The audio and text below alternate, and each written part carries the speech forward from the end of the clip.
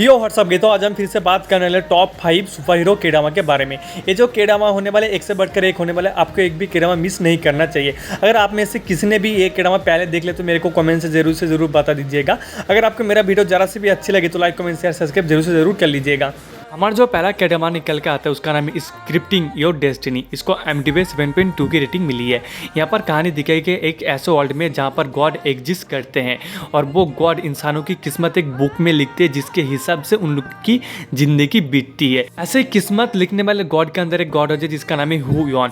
वो एक लड़की की किस्मत लिख रही होता है और वो सोचते हैं उस लड़की की किस्मत इस तरीके से लिखे, एक ऐसी लव स्टोरी लिखे जो हजारों सालों के बाद भी लोगों को याद रखे। लेकिन जब वो उस स्टोरी को लिखना चालू करता है तब उस गॉड को खुद ही उस लड़की से प्यार हो जाता है। योन हु को उस लड़की से प्यार हो जाता है। तो आगे आपको इस केडामा के अंदर देख के पता करना पड़ेगा कि गॉड एक ह्यूमन से कैसे प्यार कर सकता है और उन दोनों की जो लव स्टोरी वो कंप्लीट हो पाएगी या नहीं, आपको ये केडामा देख के आगे जानना पड़ेगा। इस केडामा में टोटल 10 एपिसोड है जिसकी टाइमलाइन लिखी गई 26 मिनट। आपको MX प्लेयर पे हिंदी लैंग्वेज के साथ देखने के लिए मिल जाएगा।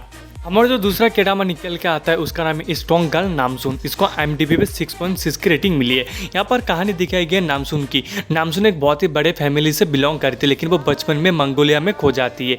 नामसून कोई नॉर्मल लड़की नहीं होती क्योंकि उनके खानदान में लड़कियों के पास सुपर स्ट्रेंथ होता है जिसके वजह वो भारी से भी भारी चीज़ों को आराम से उठा सकती है। वो मंगोलिया में कई साल रहने के बाद साउथ कोरिया वापस आते अपने पेरेंट्स को ढूंढने के लिए, लेकिन वो साउथ कोरिया आते ही ड्रग माफिया से पंगा ले लेता है। और आगे इस केडामा में क्या क्या इंटरेस्टिंग होता है आपको इस केडामा के अंदर देख के पता करना पड़ेगा।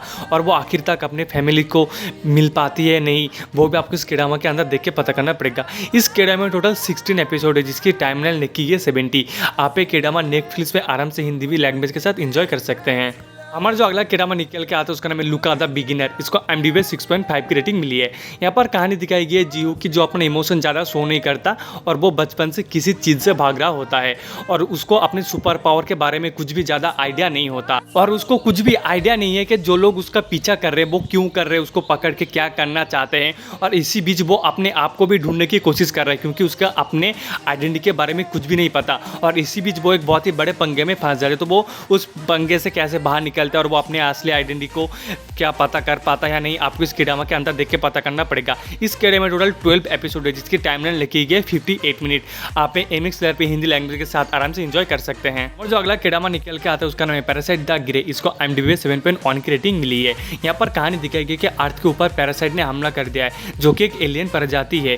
वो इंसानों के ऊपर हमला करके उनके दिमाग को पूरी तरह से खाली कर देता है, खा लेता है। उसके बाद उसका बॉडी को कंट्रोल कर लेती है और उस बॉडी के जरिए दूसरे इंसानों के ऊपर हमला करता है। और पैरासाइट का गोल यही है कि ज़्यादा से ज़्यादा इंसानों को अपने कंट्रोल में करना। यहाँ पर एक पैरासाइट सुइन के ऊपर हमला करते हैं लेकिन वो पैरासाइट सुइन के ऊपर पूरी तरीके से कंट्रोल नहीं कर पाता किसी रीजन के वजह से, जिसके वजह से सुइन उस पैरासाइट के शक्ति को इस्तेमाल करके दूसरे पैरासाइट को मार के इंसानों की हिफाजत करती है। यहीं पर पुलिस भी वही सेम काम करती है लेकिन वो सुइन की नेक इरादों को समझ नहीं पाते और वो उसके ऊपर भी हमला करता है क्योंकि उनको लगता है कि सुइन भी एक खतरा है।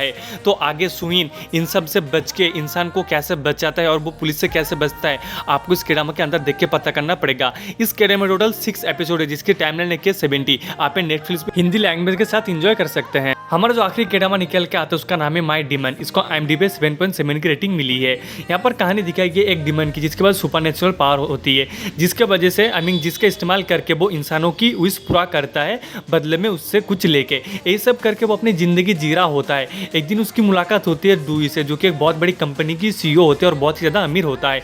डुई उससे विश मांगता है कि वो उसे शादी करना चाहता है और डीमन को उसका विश पूरा करना पड़ जाता है। और आगे इस स्टोरी में क्या क्या होता है आपको इस केडामा के अंदर देख के पता करना पड़ेगा। इस केडामा में टोटल 16 एपिसोड है जिसकी टाइमलाइन रखी है 66। आप नेटफ्लिक्स में आराम से हिंदी लैंग्वेज के साथ एंजॉय कर सकते हैं।